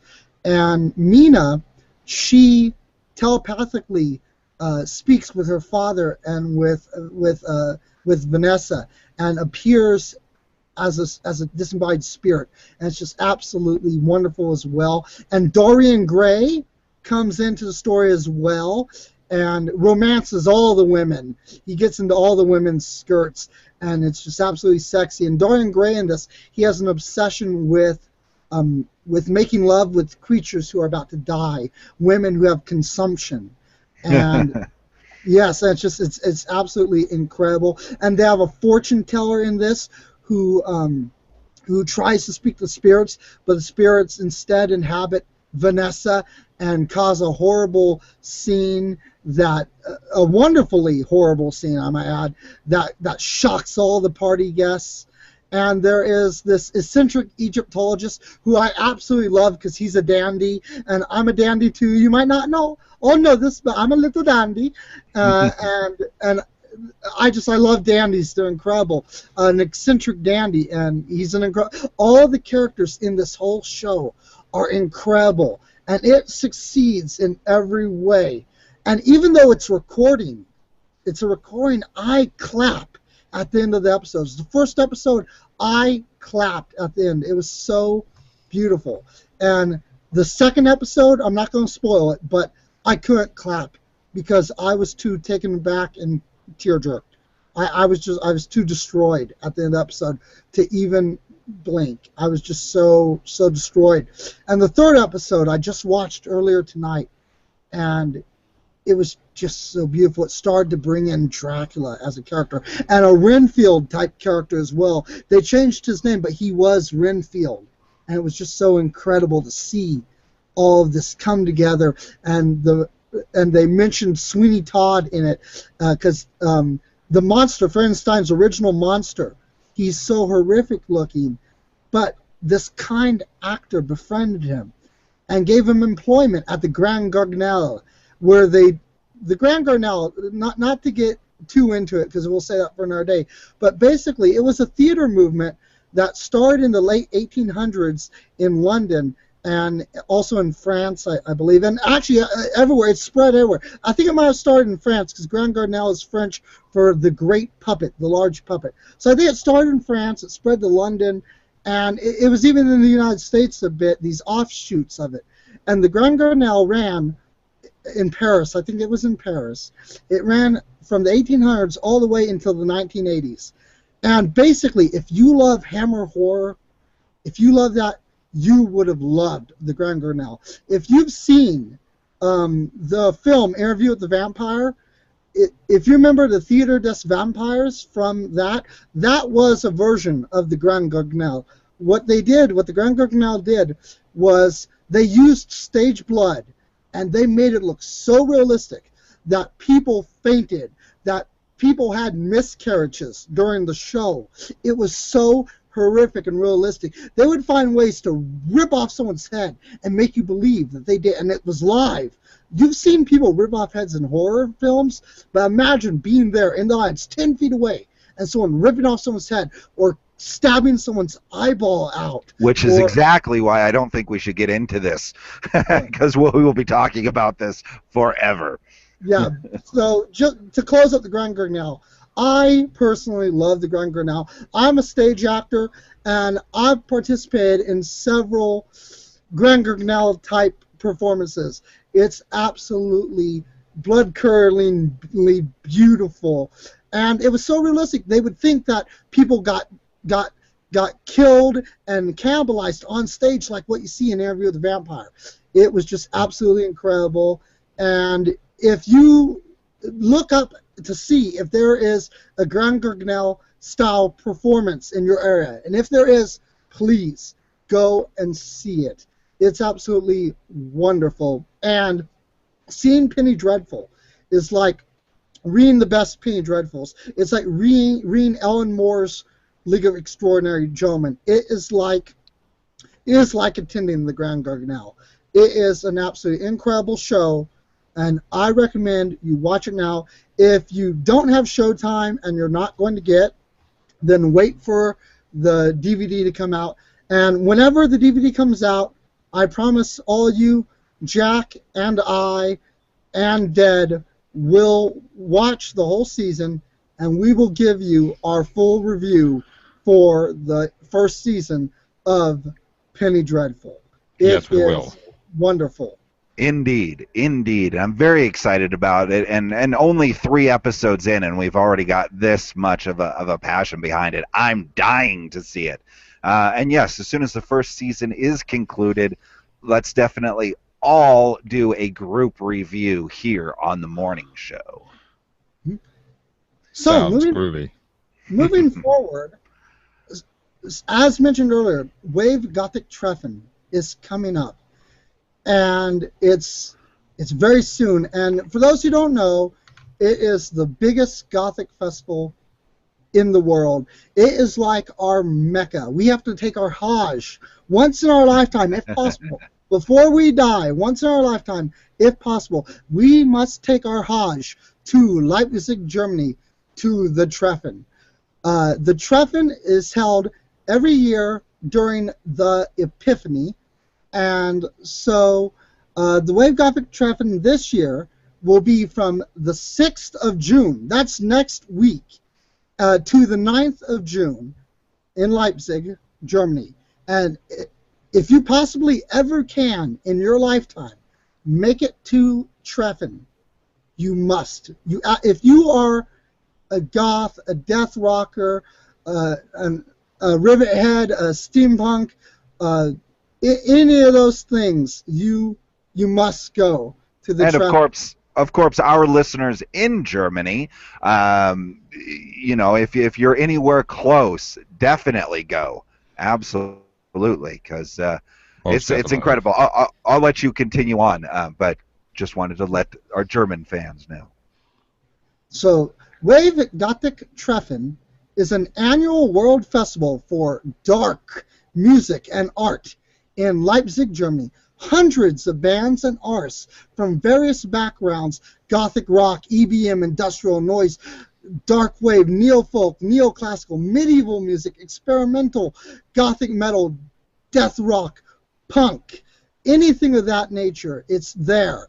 It plays at several venues all over Leipzig for 4 days during White Suntide, which in English is called the Epiphany. The festival also features several medieval Renaissance fairs and Gothic festivals, and it has all sorts of beautiful things, with in between 18,000 to 20,000 attendants. The Wave-Gotik-Treffen is one of the largest events of the goth, industrial, steampunk, alternative, dark world, of dark subcultures. It's incredible. This year, there will be 190 bands playing. Good Lord. Can you imagine? I mean, that's a lot. You know, yeah, you might see 1 goth band or 2 goth bands or 3 normally, but this is 190 bands within a 4-day period. Just to list a few, there's Slow Dive, there's Christian Death, Apocalyptica, 45 Grave, Mephisto Waltz, Dude, UK I love Decay. 45 Grave. Yeah, Joey, right on. I do too. Oh, goodness, there's that man. I love 45 Grave. Mephisto Waltz, UK Decay, Roderson, Illuminate, Incubus Succubus, The Cruise Shadows, Apoptigma Berserk, Frontline Assembly, and Pilling Grey will be doing a special performance as of The Cure. And I believe that Jack knows a little more about that. He might want to speak on that. Yes, of course, fans of Darkest Radio and the Darkest Hours know that we've been supporting Peeling Grey since forever. Love Peeling Gray, Andy Smith, everybody involved, new bassist Dave. And it's very exciting because not only are they going to be performing at the WGT, but they've been asked to be a part of a special Cure evening where there's going to be some other Cure tribute bands performing as well as Peeling Gray, who will be doing original songs and their version of Cure songs. And unfortunately, I didn't make it to release the Bats last week when they did that set. So unfortunately, I haven't seen it. But if you can make it to this, it's definitely something, a once-in-a-lifetime event that evening. It definitely looks incredible. Yes, and so it's those bands, which I'm sure all you love those bands, plus 190 more. And on top of that, on top of the music, you might think, well, shoot, 190 goth, industrial, death rock, dark wave, death metal, whatever bands. Yes, this is bigger than Ozfest, is bigger than Lollapalooza. This, if I don't think any of you guys probably, that's very old of me to say that. Bigger than Woodstock. And this is just is huge, and it's all within the dark cultures. But on top of that, I mean, that's just the tip of the iceberg. But wait, there's more. Exactly. There are there's so many other dark art attractions. For those who love to knit, they're going to have a knitting afternoon for dark romantics over coffee and tea and pastries. Visitors have the opportunity to learn old handcraft techniques with guidance, teachers who know how to do it. Also, there's going to be an exhibition called Kinder der Nacht, Children of the Night. And it is going to be an exhibition about the goth scene in the German Democratic Republic, also known as East Germany.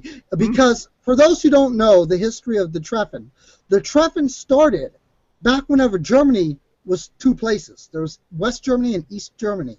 And for those who don't know, East Germany was under Soviet rule, under the German Democratic Republic, which was Soviet-ran. And so there was a lot of discrimination back then. It was very hard to be who you wanted to be.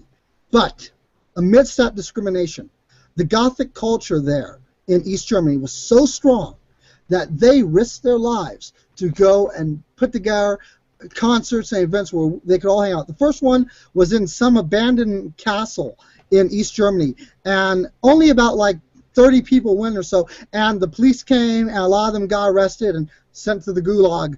But next year, the following year after that, even though they got arrested the first year, they came and the amount of people doubled. And yeah, they got arrested again, but whatever. We kept coming because being who we are is more important than any persecution that we may face.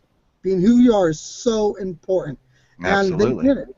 And it just went on. And as I said, now we have 20,000 plus people who come there every year. And so it is good to have an exhibition that shows this beautiful history of the Gothic community within East Germany.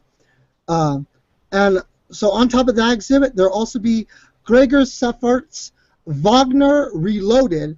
It'll be Apocalyptica, the band, the cello band, meets Wagner. Nice. It'll be a magical universe of legendary figures and acoustic worlds with that symbolizes with the visual resonance of a circus, dance, and media technology, Wagner's pioneering role and the limitless nature of his work.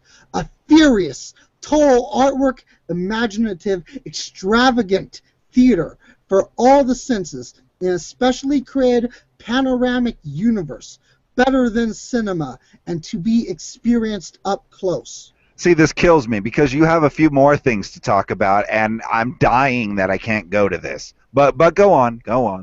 Well, yeah, me too. I love Wagner. When it comes to classical composers, Wagner is my guy. I'm also a playwright. I write musicals and operas and plays, and I spent 5 years of my life writing a 4-hour opera.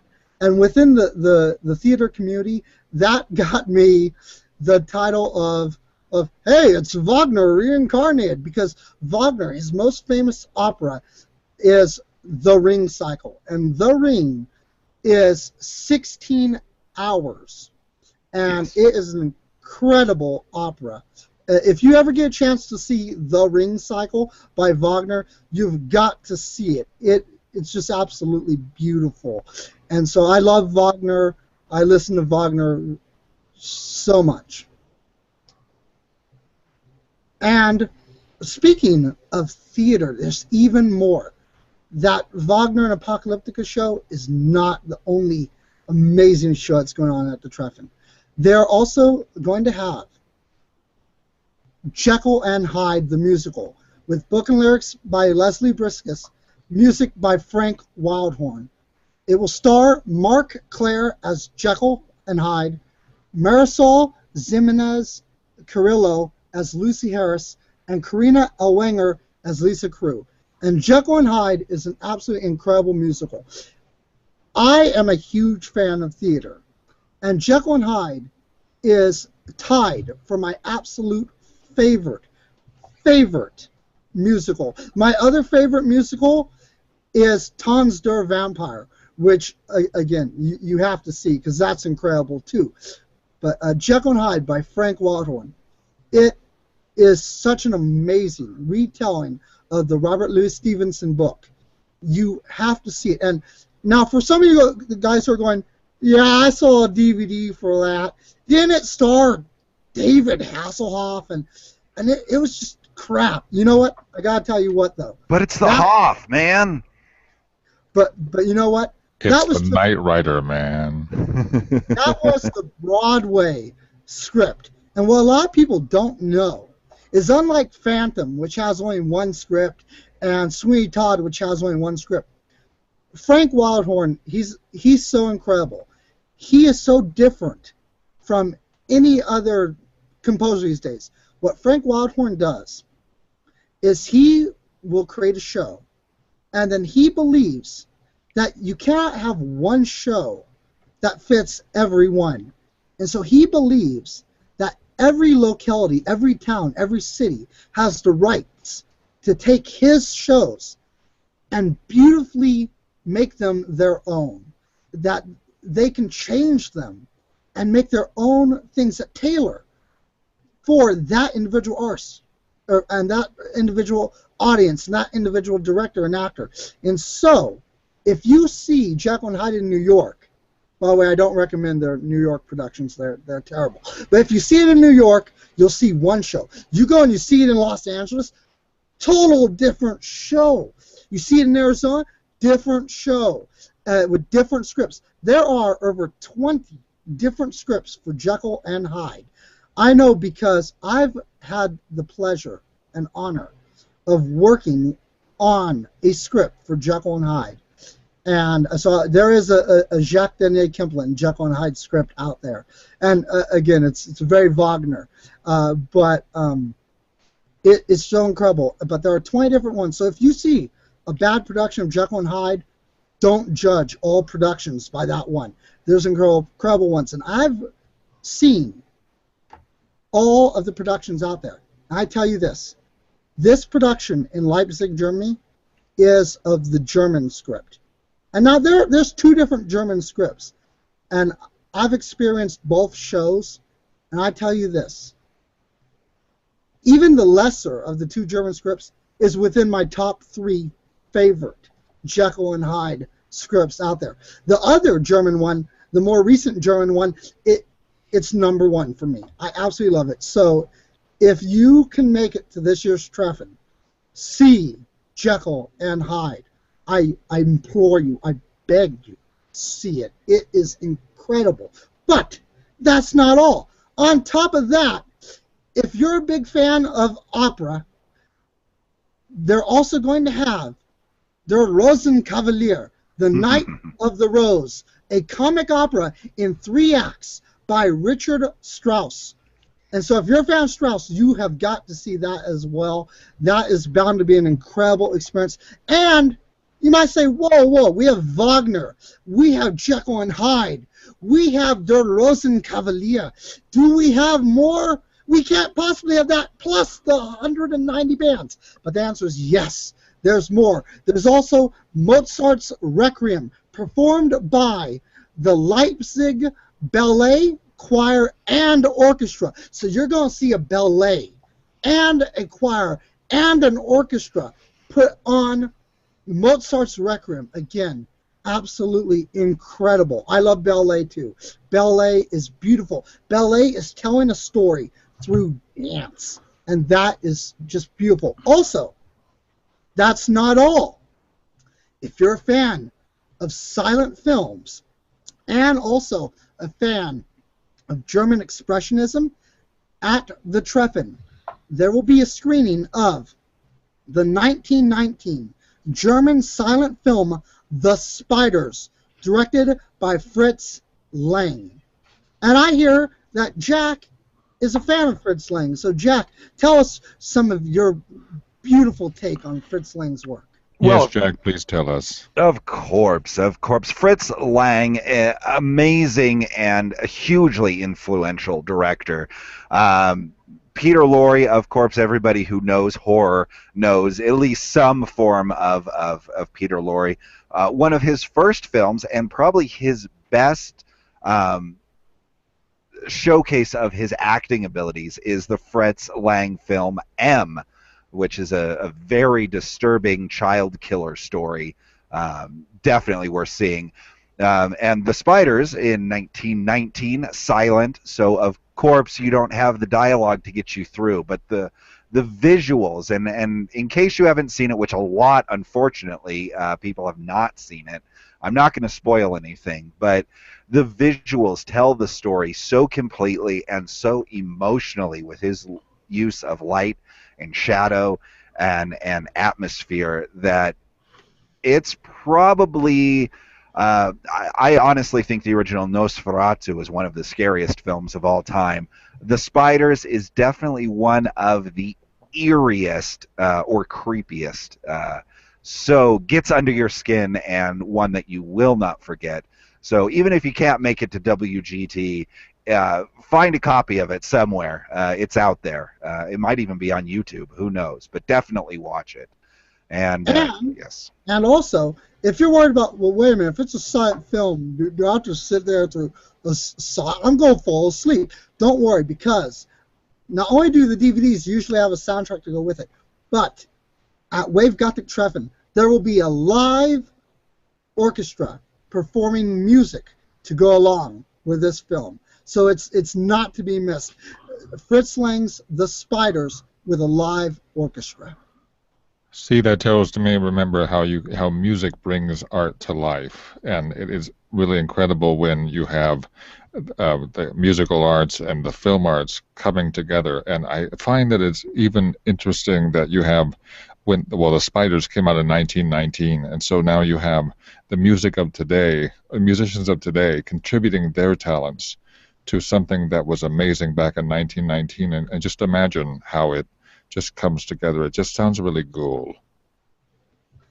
Agreed, absolutely agreed, and it's very cool. And you mentioned the art and everything. There's also tours of a lot of the local museums too. So this is truly a cultural event. Oh yeah, for instance, if you love art and history, here's what you can experience at the Treffen this year. They're going to have tours in English. So for instance, I don't want to tour in German. It's in English, of the George Standoff Egyptian Museum of Leipzig University. So if you love Egypt, which a lot of us love ancient Egyptian stuff, you'll have that there. Also, the Grazi Museum of Applied Arts will feature modern Gothic artwork by modern Gothic artists. So that's not to be missed out. Also, the Museum of Musical Instruments will showcase medieval and Renaissance instruments. Another great thing not to be missed.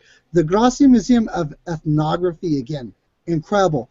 And there will be an evening guided tour of the Self Cemetery with art historian Dr. Phil Anja Kretschmer. And in Germany, because it's such a history, these cemeteries are huge and old and beautiful. And also, at Treffen, usually, And I guarantee you they have it this year too. They have a Gothnic. That's a picnic in a cemetery where Goths go in all of our best clothing, and we just have the most beautiful picnic amongst the cemetery. It'll be incredible. And so for those who can go not just this year, go any year. It's not going to always be the same, but it will always have. They have Renaissance festivals and just incredible stuff. You have to go. Also, at one of the art museums, they also have an exhibit, a steampunk exhibit showing steampunk art as well. And so it's just very incredible. So make sure to pack all your finest stuff. Don't even care about the luggage fees. Pack all your best finery. Go there, rock out. It will just be. It is the Mecca. It is the Hajj. If you are within any of the dark cultures, you absolutely must take your Hajj to the Treffen. The Treffen means the meeting in German. You must have the meeting in your life. End of story. Absolutely, absolutely. And if you can make it this year, you can find out all the information on this year and next year and many years to come at Wave, W-A-V-E dash Gothic. Now it's spelled G-O-T-I-K dash T-R-E-F-F-E-N .D-E. So Wave-Gotik-Treffen. It really sounds like an incredible event. You got the mixture of the music and the art, and I think it's really one that you don't want to miss. Absolutely, absolutely. And now in this portion of the program is where we like to do dissections. We like to get the tools out. We like to, get into different individuals, find out what makes them tick. Well, since we have the newest member to the Darkest family, Jacques Danier, so let's dissect you this evening so the listeners can know who the hell they're hearing. Who is this guy? Jack, let me get the scalpel, or is that the kind of dissection you want to do this, or shall we wait? Oh, no, dissect away. Dissect Greatly. away. I would like to say that you are an awesome addition to this program, and I would like to hear your history. Okay, well, I actually had the brilliant chance that I was born to a family that was already goth before I was born. I was born in 1984 at the height of classic goth and death rock. And I was born in California, which had a large death rock community at the time, and my mother especially, but my parents in general, but my mother especially was deep into the goth death rock scene of the 80s, and so I was raised within. It's the only thing I know. It is my culture. It is as close to me as what any person's race or nationality is to me. I am a goth. I'm so much of a goth, in fact, that when I go to the doctors, if I'm a new patient and they ask my ethnicity on the paper, I always mark other, and then where the line is, I put goth.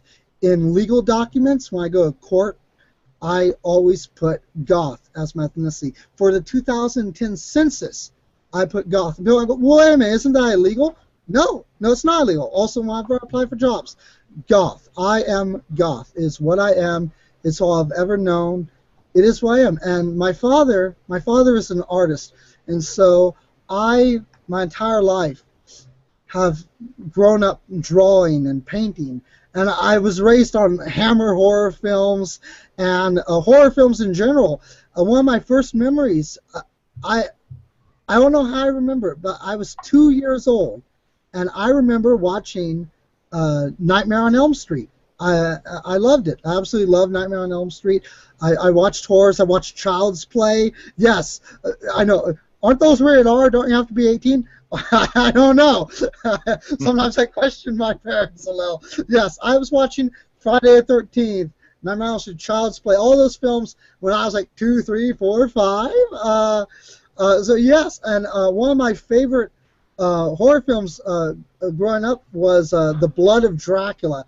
That is a Hammer horror film starring Christopher Lee, and it's just it's wonderful. So I was raised in this ideal Gothic Addams Family life. When I watched the black and white Addams Family, it's like watching old video camera record, stuff from my life. It really is. It's stuff that you hear the laugh track play because people are supposed to find it funny. For me, it's funny, but not because it's weird, but it's funny because I lived it. For instance, I mentioned a moontan earlier. No, seriously, that's what my little sister and I did during full moons as children. My sister, my mother, and I, we moontanned. And my father worked nights. My father worked graveyard shifts. We were the Addams Family. It is who we were. Well, that is definitely a killer way to be brought up. Absolutely. Absolutely. And you mentioned painting and such, your father being an artist. I take it you're continuing the trend and putting your works of art out there as well? Yes. For most of my life, I worked in graphite and stump. And what that makes full realistic black and white pencil work. However, I was in a bad car accident in 2006, which crushed my left arm, and I'm left-handed. And so it became too difficult for me to do my pencil work anymore. And for a while, I was really down, and I thought my career was over. And I'm not that old. It's terrible to have my career ended. Yet, what I found out was in working with watercolor and the brush and the flow of the pigment with the water, I could come up with works even more beautiful, more incredible than anything that I came up with in my black and white period. And my art, I don't do it realistic anymore. Instead, what I do is I create expressionistic works. Expressionism, like German expressionism, very Gothic. Expressionism is to depict the world, to honestly depict it, but not as it is visually, but as it is psychologically and emotionally. And I'm also a writer. I'm a published author. And I also decided to have my writings be expressionism. And so I now, for the past 13 years, have been telling the diary of my life, not as it is, not some boring day-to-day thing, but it is my day-to-day life.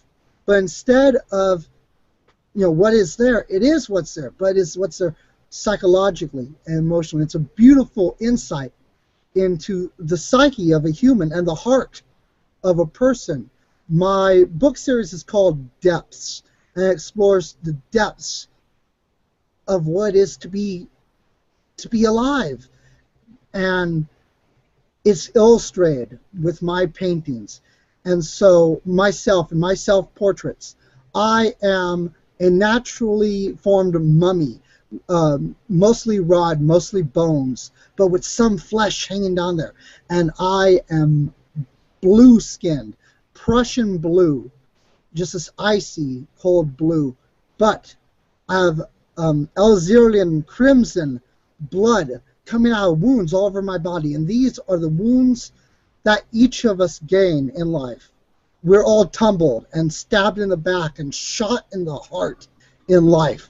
And I depict these wounds visually on myself in these self-portraits. And then, we have these people in our lives who are envious, who are poisonous, and I depict them as green and reptilian.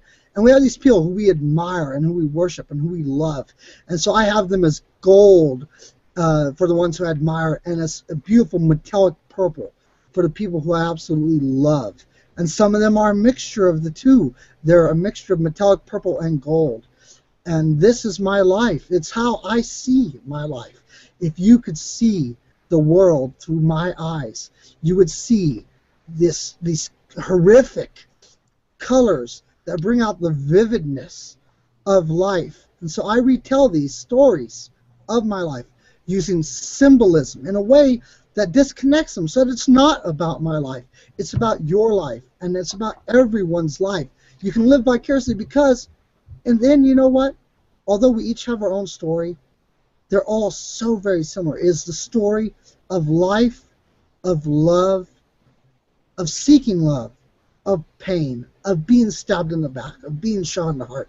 Most of us experience this. And so when reading my work, you can see your own self as this person who's just been torn to shreds and is just seeking their own joys in life. And so my story is not just my story. It's your story. And also, it's a story. The universal message of my story is about love for humanity. It's about my love for humanity and how I've grown. It's throughout all my hardship and all my torment and all these bad things on me. I still love the beautiful nature of all humanity.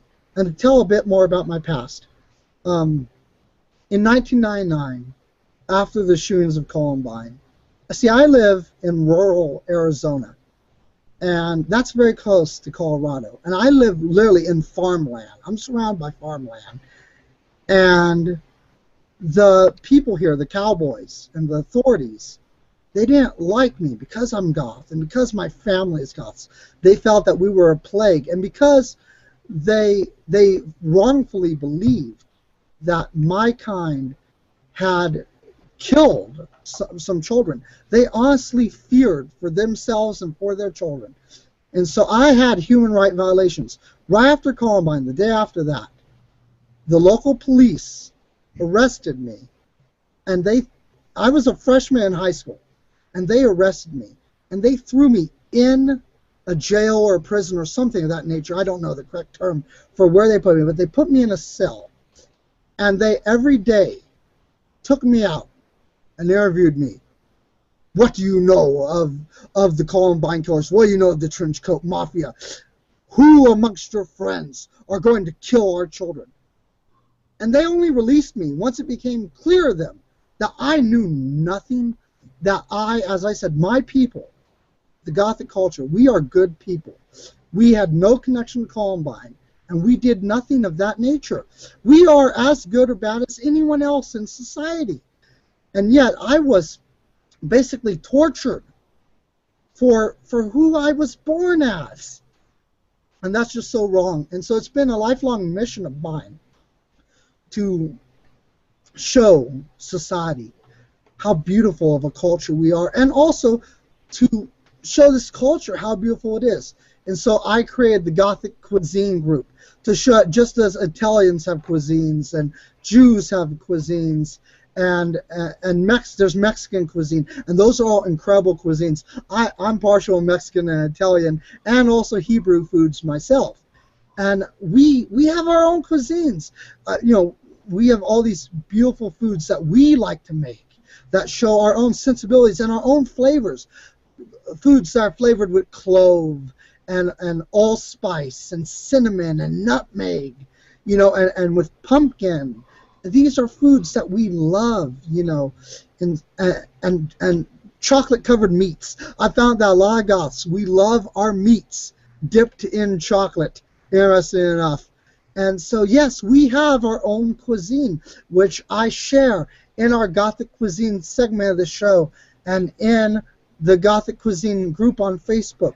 We have hundreds, literally hundreds of foods that are so Goth. And they're not all gimmicky. We have some delicious, non-gimmicky foods that are absolutely Goth. So now this group, the Gothic Cuisine group, is that where they can find out information about you as far as, follow your art and all that stuff, or is that just strictly for the food? That's just recipes. If you are a Goth and you love to cook, and if you don't love to cook, you should learn, because that's a sad life in the microwave and takeout. Mm-hmm. No, that's just a recipe group. For me, information on myself, you can go to Jack Kemplin, JackKemplin.com, And from there, you can go to my DeviantArts page, and you can go to my Facebook page. That's all linked there. And you can find information about me on those.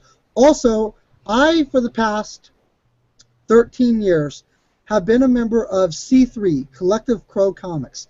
That is a website which showcases the very best of the Crow fanfiction. For anyone who's read the James O'Barr book or who have seen the 1994 Branley film, The Crow is an incredible franchise, which I'm sure you, Jack, and you, Dead, can definitely add a little bit to right now. Oh, most definitely. Things like that are really great, and I just really think that The Crow especially is just another example of just an amazing story. And such an emotional journey that a lot of us in the dark alternative culture maybe not have lost our future wife as the Crow did, which was the catalyst. But it's a way that I think the film really portrays a type of persecution that in the mid-90s a lot of dark alternative people could relate to. Now it's much more widely accepted, and there's stuff in stores that would never even been thought of in the early 90s now. So I think it was also and a killer soundtrack. Let's not forget the soundtrack. But yeah. Also the comic book had that too. So a lot of us could really relate to it, and it was one of the few things out there made by a dark alternative person for dark alternative people. Yeah, and for anyone who's just seen the Brownlee film, I will tell you this. Although it is an incredible film, I would never knock it. Beautiful film. It doesn't hold a candle to the James O'Barr graphic novel. Well, that's true. But the graphic novel came out about 5 years before the film did. James O'Barr was and is a fan of Gothic music, and he included lyrics from his favorite bands in the book. So you will see Eric. His last name is not Draven in the book, just Eric. You will see Eric quoting Joy Division. You will see him quoting New Order. You'll see him quoting The Cure and Susie and the Banshees and all that stuff, and Iggy Pop and Bauhaus. Those bands are all featured in the graphic novel The Crow. It is like 300 and some odd pages of some of the most incredible art and heart-wrenching story that you will ever read. And if you think, oh, I've seen the film, I know the story, you don't know the story. The film is very, very loosely based on the book. Eric, no last name, because he's an everyman character to represent every one of us. And Shelley, no last name, represents every one of our loves. They're murdered on the side of the road. They're stopped in their car. And it is just absolutely incredible, very different from the film. Eric is not a goth rock musician. He's just a fan of gothic rock. He is a mechanic in Detroit. And so very, very different. And the film doesn't hold a candle to it. You actually have to see it. So I'm a huge fan of The Crow. That's not the only book. The Crow comic books are still continuing on. There are around 20 Crow comic books, all of them incredible. They're still being put out. And on top of those 20 and ongoing official books, there is beautiful Crow fan fiction out there. C3, Collective Crow Comics, which you can find at collectivecrowcomics.com. What we do is people who wish to create Crow fan fiction can come to us. But instead of publishing, everything that's out there, because let's face it, a lot of fan fiction is crap. There's some good stuff, but there's a lot of crap out there. C3 doesn't publish crap. What we do is we have editors. I'm the editor-in-chief, the owner of the company. I started off as an artist there, and in 2011, I was made the new owner of the company. We've had 3 owners. And we read each submitted work of fan fiction, and we decide whether or not to publish it. And we mainly accept comic book fan fiction, as in they are full-blown comics. They're 60, 130-page The Crow comic books. And I promise you, some of them are as good as the official stuff. So if you love The Crow, you must see, you really want to see and read the comic books put out by Collective Crow Comics. I'm the editor-in-chief, the owner of the company now, and it's absolutely brilliant work. And definitely all of you out there listening, make sure you check out that site, bookmark it, so you can constantly keep up on the updates. But you mentioned music, of course, because The Crow, very big influenced by music, of course. What are some of your favorite or most influential bands or songs to you personally? Well, I have already listed earlier, of course, that I'm a big supporter of music. I love supporting our bands. You know, I've supported Unwoman, I've supported Voltaire, as I said earlier. But also, on top of all that, I'm a huge fan of Black Tape for a Blue Girl. Their music is just absolutely incredible. Sam Rosenthal, absolute genius. He's the guy who created and runs Project Records. Yes. That is a record company that puts out dark alternative, goth, and dark wave, and ambient and ethereal music. So you should check out Project Records as well. That's spelled with a K, Project with a K. And I'm also a huge fan of Kuntal. Kuntal is a German neo-medieval band, and they take music from 1,000 or 1,500 years ago, and they put in it such vivid life that you're like, I love this music. It's truly incredible. And one of my all-time favorite bands is Audra. They're friends of mine. I love them. And whenever I helped fund their third album, Everything Changes, for the release party for that, they had the Crystals open for them. Very nice. Very nice. Which have also very been on nice. Darkest Hours. Yeah. And the Crystals, incredible as well. And after the Crystals performed, whenever Audra came on stage, they did a rendition of "You're So Pretty" from their first album by them, and this rendition they did with Gishtan, and it was so haunting. I have been going to Audra concerts from pretty much the beginning for a very long time. Not the absolute beginning, but I've been going for a long time. And I can tell you this, when I first started going to their concerts, the song "You're So Pretty" from their first album, it was just like it was on the album. And it was a great song. It's one of the most memorable songs from that album. Then, a few years later, when I went to their concert again, they did "You're So Pretty" again, but it was different. They added, towards the end of it, some hard drums and some incredible guitar riffs that are not on the album. And the song evolved into this harder, more rocking, more jamming thing that the original version was eerie, just beautifully, the most beautifully eerie song you could hear. Right, but absolutely. But now, in this version, it was just, it started off eerie and ended eerie, but in the middle became this great jamming rock out song. But then, fast forward another decade or so, and this version, at the release party for Everything Changes, with Gishtan, it was just, to me, the song evolved into what I honestly feel will be its final version.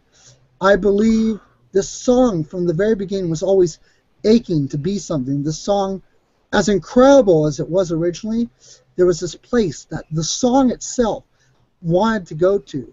And I feel that slowly the song has been reaching out to become and grow into what it was meant to be. And when I heard Gishtan's wails in this song, along with those hard riffs that came in the earlier version, it all came together. It tells the story that's so haunting.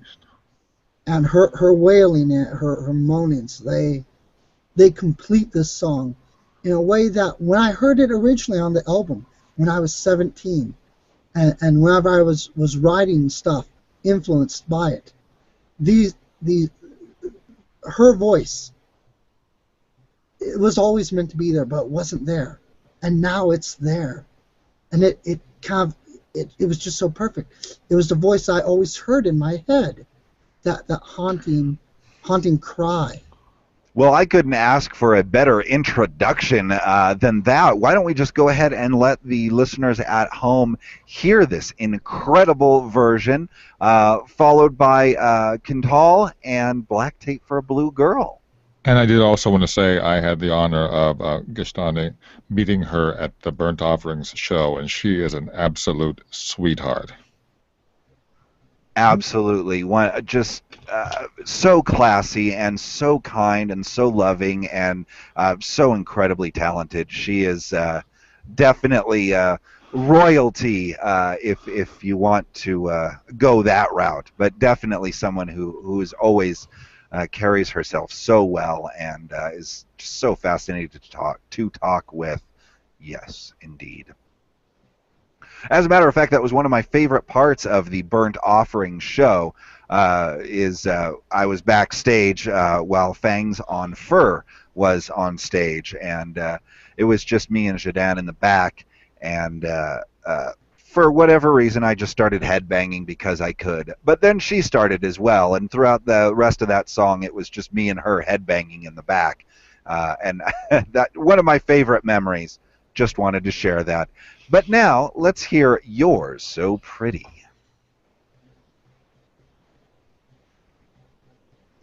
And after that diabolical little musical break there, you lucky fiends out there have been listening to The Mourning Show. Now we are going to go cry in the corner. Yeah, whatever. Oh, dude, seriously? My God, it's about time. Fuck. Oh, God, that douchebag's back. Dude, you just shut up, all right, sir? You're gonna give me a headache that only dead people know about. Oh, dude, come on. You're going to do this to me? I went and did your history crap, and now you're going to crap on me right here on the morning show? Right. That's exactly right, Joey. You did my history project. And this is why we're mourning. Yes, I'm mourning right now because Joey is a douchebag. Dude, you're a douchebag, all right? Only I can say that. You know what? I don't want any part of this little fairy show. I'm going to go over here, back to my games, all right? So, yeah, whatever. Well, you know what? I'm going into mourning. I'm Dead McMahon. I'm signing off. Joey, you're a douche.